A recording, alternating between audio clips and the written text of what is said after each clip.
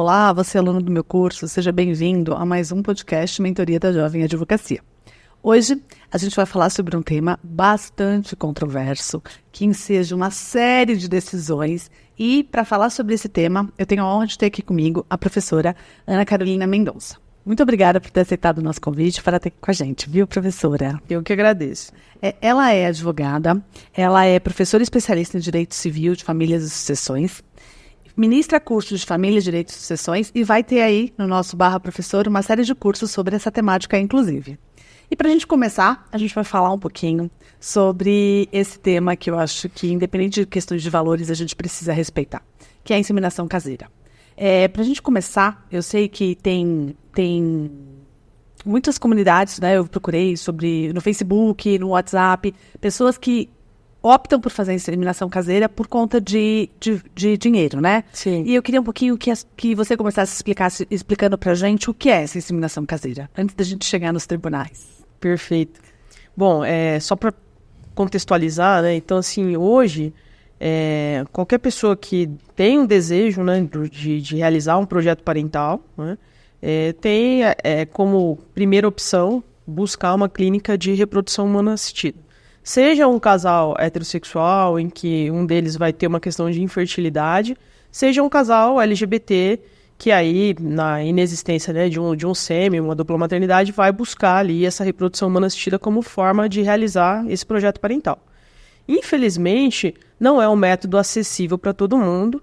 Hoje, se a gente estiver falando, por exemplo, de uma inseminação artificial numa clínica, a gente vai estar falando de um custo que vai girar entre 5 e 8 mil reais por tentativa. É bastante alto. Se a gente for falar de uma fertilização in vitro, né, que é conhecida como FIV, a gente vai falar de um custo que vai variar entre 25 e 32 mil reais, a depender da quantidade de medicação que esse casal vai precisar contratar, né, para tentar realizar, né, esse projeto parental e sem nenhuma garantia.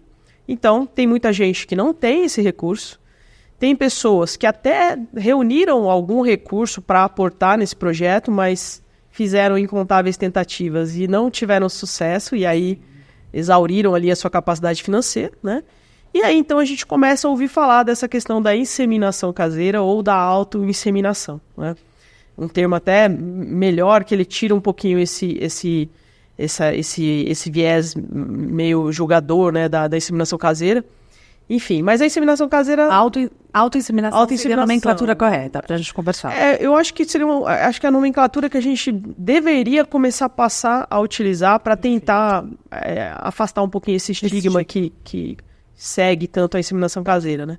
Mas a inseminação caseira, a autoinseminação, nada mais é do que uma tentativa, vamos dizer assim, de reproduzir essa inseminação artificial que acontece numa clínica, né? Que seria essa implantação desse sêmen na mulher, né?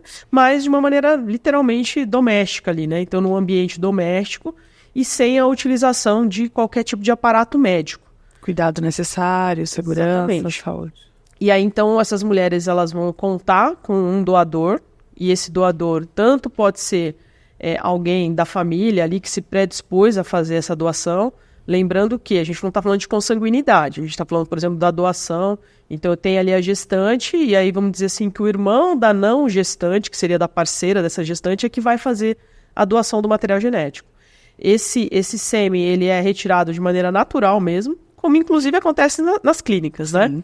E aí, a diferença é que isso vai ser colocado ali numa seringa, e a própria futura gestante, né, ou a companheira dela, né, que a gente chama de tentante, né, vai fazer essa inserção em si, né? Por isso a gente fala autoinseminação, mas basicamente seria isso, né? Certo. Então, tirando todas as questões aí, de novo, como a gente falou aqui de julgamento, é importante a gente ter consciência dessa informação. A gente sabe que esse tema chegou à justiça porque diversos tribunais já divulgaram decisões no registro de bebês nascidos por meio de inseminação, de autoinseminação, e essa prática tem sido muito comum, né? Tanto para casais hétero como casais homoafetivos, por conta da questão do custeio. Esse método também é usado por casais hétero, por conta do problema de fertilidade, como você falou. A minha pergunta é, como que a legislação do Brasil trata essa temática hoje?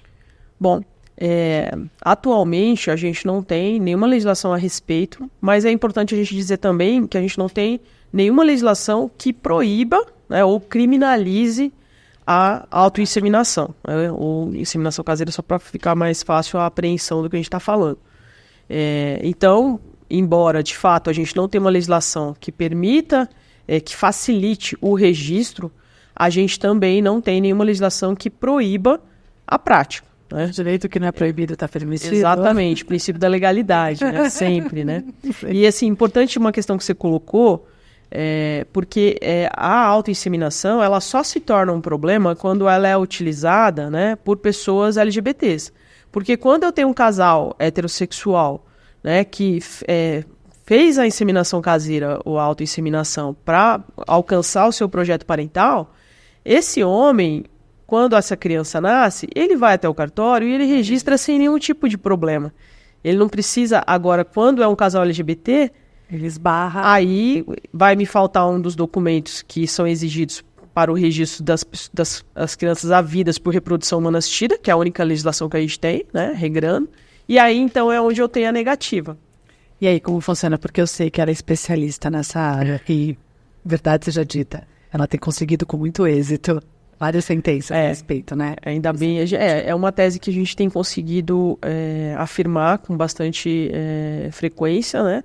Mas basicamente funciona assim, como a gente não tem legislação, a gente tem que usar o que a gente tem atinente à reprodução humana assistida, e aí a gente invoca por analogia. Então, atualmente, por exemplo, se eu tenho uma criança por meio de técnicas de reprodução humana assistida, eu vou ter um provimento do CNJ que vai regulamentar esse registro. Atualmente é o provimento 149 de 2023. Esse provimento, lá nos seus artigos 512 e seguintes, ele vai trazer o rol dos documentos que serão exigidos para esse registro. E aí a gente tem lá a declaração de nascido vivo, que é aquele documento que é emitido pelo hospital, então logo age o parto. A gente tem a exigência da declaração do diretor técnico da clínica onde foi feito o procedimento, que ele vai lá atestar que foi feito o procedimento naquela clínica, quem são os beneficiários desse procedimento. Então esse é o segundo documento. Que a clínica respeita todas as normas de vigilância sanitária, meio que seja, né?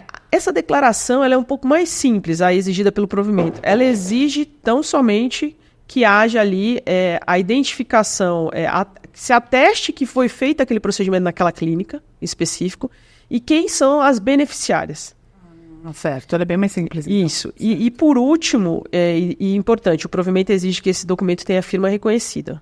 Certo. E por último, a gente vai ter a exigência da certidão de casamento, declaração de união estável ou uma conversão dessa união estável ou uma afetiva em casamento. São esses 3 documentos. Uma dúvida, eu não posso, por exemplo, eu quero fazer um projeto, um monoparental, e eu quero só ter um filho e de repente, por meio de inseminação, alguém doou, né? Na verdade, Sim. Eu quero ser mãe solo, pode? Pode. Possível? Precisa ter uma união estável? Ou... Não é necessário, mas se você pretende o registro pelo casal, aí novamente uma outra injustiça, porque isso também só vai servir para um casal LGBT, porque um casal heterossexual, ele pode muito bem descartar essa declaração e ele vai até o cartório tranquilamente, sem ter que fazer menção a essa questão de que fez uma clínica, porque o homem tem essa presunção, né, da filiação, né?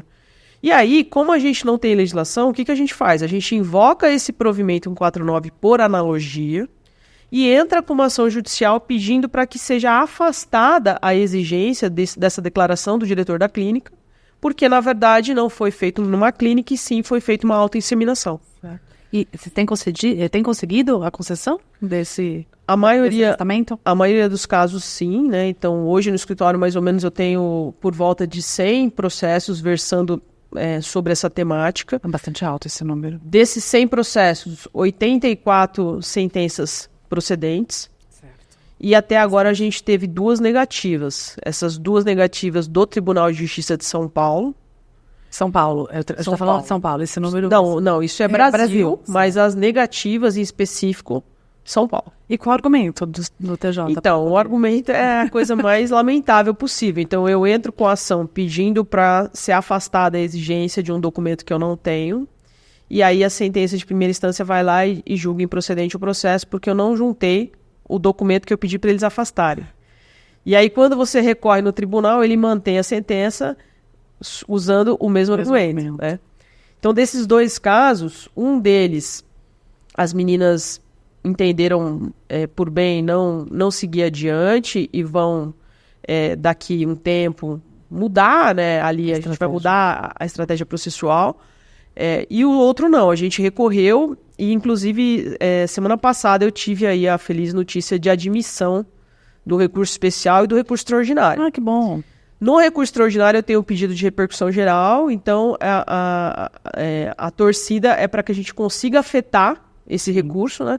Para que aí, então, o que for decidido nele possa ser aplicado em todos os demais casos. Mas vai ser a primeira vez que o STF vai se pronunciar a respeito sobre a temática. Que bom, vai abrir precedente, hein? Isso aí. Bacana. Professora Ana, e no caso de inseminação caseira, né, autoinseminação, quem figura como doador do material genético?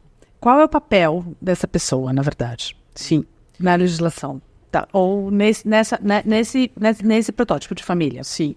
Bom, isso aí é uma outra questão, assim, bem polêmica, né? E pode ser que o que eu vá falar aqui gere muita discordância, enfim, mas hoje, né, a gente tem essa questão da impossibilidade de eu fazer qualquer tipo de ajuste sobre direitos indisponíveis. Certo.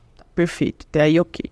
Então, ainda assim, quando eu tenho uma inseminação caseira e eu tenho esse doador que, como eu disse, pode ser um estranho, um terceiro, e pode ser um parente ali, né, daquela família, né, eu tomo cuidado de orientar as clientes a lavrar um termo de intenção de doação de material genético.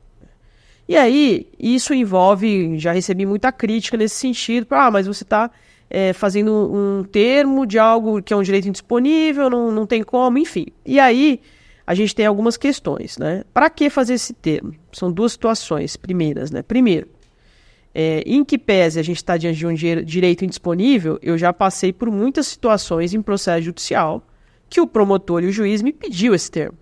Que bom, para resguardar, na verdade, a direito da vítima. Então, me traz aqui um documento atestando que foi uma inseminação caseira e atestando que esse doador não se opõe ao registro em nome das 2 mães. Primeiro ponto. Segundo ponto, essas mulheres, né, diante dessa falta de legislação, elas precisam de um documento que venha assegurar que aquele projeto parental é de ambas. E isso para uma maior garantia das 2. Por quê? Amanhã, se essa gestão, vamos dizer que elas tenham qualquer tipo de desentendimento no curso da gestação e elas briguem. Certo. Esse documento vai fazer prova de que aquela doação aproveitou o casal e não só a gestante. Certo. Então, tanto essa gestante amanhã, né, não vai poder se opor, ou ainda que se oponha, a outra vai ter uma prova de que o projeto parental é das 2, como essa não gestante não vai poder sumir no mundo e dizer que não responde por essa gestação. Tem responsabilidade parental pelaquela criança. Exatamente. Inclusive, a gente tem uma decisão de mais ou menos uns 2 anos, acho que é a única que eu conheço no Brasil, de um caso similar no sentido de que uma inseminação caseira também, projeto parental de 2 mulheres, brigaram no curso da gestação e a não gestante, no caso, desapareceu e falou, não quero mais saber. Pois foi ajuizada uma ação de alimentos gravídicos. E a juíza, com uma sensibilidade, uma coragem ímpar, fixou os alimentos gravídicos. Que bom. Com base ali em tudo que foi narrado e comprovado de que o projeto parental cabia às 2, né? Claro. Agora, chegando no ponto que você me perguntou com relação à figura, né? Então, assim, tudo bem, a gente tem esse documento com essas 2 finalidades. Atender uma futura exigência judicial e resguardar as 2 envolvidas ali no projeto parental. E aí, com relação a essa questão, direito disponível ou indisponível, eu sempre deixo a seguinte pergunta, né? O que muda a figura do doador de uma clínica para um doador particular? Aonde é que está escrito na nossa legislação que o doador do material genético tem que obrigatoriamente ser anônimo? Onde que isso está escrito? E aí, eu te respondo, isso não está escrito em lugar nenhum. A gente tem o provimento 149 do CNJ, ele tem uma previsão que vai dizer que o conhecimento da ascendência genética não implica em reconhecimento de parentalidade. Ok, mas é um provimento. Hoje a gente está falando do provimento 149, mas ele já foi 63, ele já foi 52. Ele vem alterando, enfim, mas em legislação específica não existe.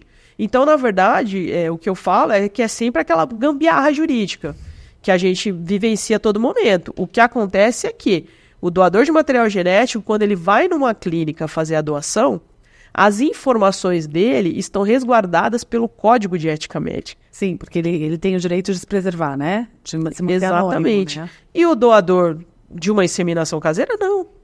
Eu posso saber que é o João que mora lá na minha rua, né? Por exemplo, pode ser. Então, na verdade, eu tenho ali essa questão da indisponibilidade, mas é porque eu não sei qual é a identidade dele. E os nossos tribunais, pelo menos até onde eu sei, nunca se pronunciaram sobre essa questão. E indo um pouco além, as normas do Conselho Federal de Medicina foram alteradas agora em 2021 e 2022 também, mas a penúltima resolução é de 2021. E ela passa a autorizar a doação por parentes de até 4º grau. Então, se o Conselho Federal de Medicina já autoriza uma doação por parentes de até 4º grau, por que ali na autoinseminação eu não posso proceder da mesma maneira? Exatamente. É o direito, na verdade, tem que andar a parte da medicina, né? E não apesar dela. Né? Exatamente. Mas eu acho, toda vez que eu dou aula, principalmente em relação ao direito de família, a gente sempre fala que o direito muda com uma velocidade muito diferente da velocidade que a sociedade caminha. E eu acho que esse é um exemplo, né? Sim. Se o próprio Conselho Federal de Medicina já entendeu, cabe ao direito normatizar tudo isso. Exatamente. E aí eu pergunto, agora que a gente está na iminência de ter um novo Código Civil, será que esse assunto vai ser tratado com devido respeito e a gente vai conseguir ter uma norma a respeito dessa temática? Não faço ideia, Cris. Espero que sim, né? Mas não sei te falar se isso vai ser contemplado. A gente começa que a gente não tem nenhum tipo de legislação sobre reprodução humana assistida. No Código de 2002, né? Que tecnicamente é recente, né? A gente tem a Constituição Federal, que vai falar do artigo 226, parágrafo 7º do Livre Planejamento Familiar. A gente tem a lei que regula o parágrafo 7º, que é a lei do Livre Planejamento Familiar, que ela vai falar muito mais sobre métodos contraceptivos do que qualquer coisa. A gente só vai aproveitar o artigo 1º, que vai dizer que o livre planejamento familiar é de decisão do casal. Mais nada, né? E a gente tem o artigo 1597 do Código Civil, que vai falar da presunção de filiação, nos incisos 3, 4 e 5. E aí vai falar sobre pós-morte, embrião excedentário e fecundação heteróloga. Mais nada. Então, vamos ver, né? Bom, essa é uma temática que enseja uma série de dúvidas e a professora Ana Carolina vai fazer um curso para a gente falando sobre isso. Então, eu queria que antes da gente terminar o nosso bate-papo aqui, você fizesse um convite para que os nossos alunos viessem aí. Esse curso que está por vir está cheio de coisas bacanas com essa temática, inclusive com esses imbróglios jurídicos que a gente não consegue resolver.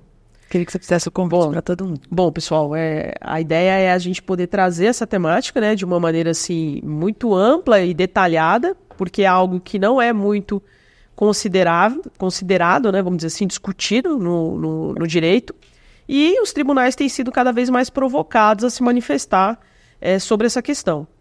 A família LGBT, ela já tem aí o seu reconhecimento há muito tempo, né, desde 5 de maio de 2011, mas fora isso, né, ela sempre existiu. E essas famílias estão aí sendo cada dia mais ampliadas e a gente não pode fugir, né, de enfrentar essa temática e de normalizar, né? É importante deixar registrado que você até considerou quando a gente começou, ninguém aqui está fazendo apologia à inseminação caseira ou à autoinseminação. O ideal é que todo mundo tivesse a condição financeira de buscar. Mas é importante também colocar, Cris, como eu sempre brinco, né, ninguém sai na rua, pega um cara, derruba ele no chão, rouba o material genético dele e vai se inseminar. Tem muitas pessoas que eu atendo no escritório diariamente que contam com uma ajuda médica, com um médico que vai dizer, olha, você vai pedir tal exame, tal exame, tal exame, e vão contar ali com um familiar que está predisposto a contribuir para esse projeto e fazer a doação, né? Então a gente precisa enfrentar essa matéria com muita sensibilidade, né, e muito cuidado e abraçar essas famílias. E é para isso que a gente vai ampliar esse debate, né, por meio do curso. Que bom, muito bacana. Obrigada, professora. Eu que agradeço. Por falar com tanta delicadeza desse tema, que eu acho que envolve a cada um de nós, que a gente está aqui para fazer um mundo melhor, né? Até o próximo episódio. Obrigada por estar conosco. Eu que agradeço.